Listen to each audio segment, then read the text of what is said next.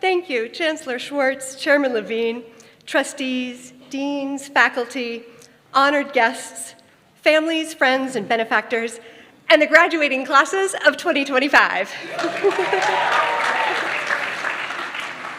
So a priest, a minister, and a rabbi were at lunch. And the priest and the minister are arguing back and forth. When does life begin? Conception or birth? Conception, birth, they're going to, it's a whole argument. Finally, they're exasperated with each other. They turn to the rabbi and say, all right, Rabbi, when do you say life begins? The rabbi answered, when the kids graduate from college. Those of you who know me know that my life is a bit of a priest, minister, and a rabbi joke itself. Before I enrolled at JTS, I heard Chancellor Schwartz speak on a panel, and I wanted to hear her remarks because I wasn't sure I belonged at JTS. I wasn't sure if a middle-aged, non-Jewish, second-career student and her questions would really be welcome here. So in the question period, I asked, is anything considered heresy within critical inquiry at JTS? Chancellor Schwartz replied, for education, nothing can be heresy. I want students to ask all their questions and test their theories, learn to listen, because when respect, love for the material, and our values are shared, nothing should be off the table. I knew right then this was exactly where I belonged. Because my journey to JTS actually began when I was 17 at a small Christian Bible college. And I had a lot of questions about the Bible and had been told to stop asking them.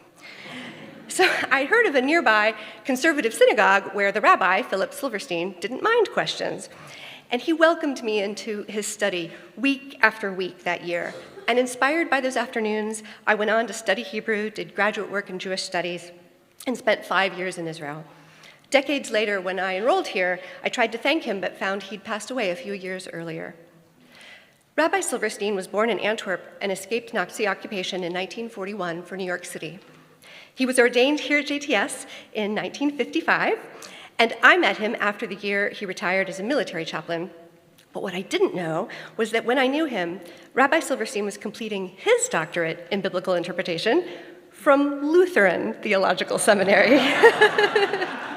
We came from opposite directions to ask the same questions, and we both earned doctorates in biblical interpretation in later midlife from seminaries and each other's traditions, but JTS unites us both.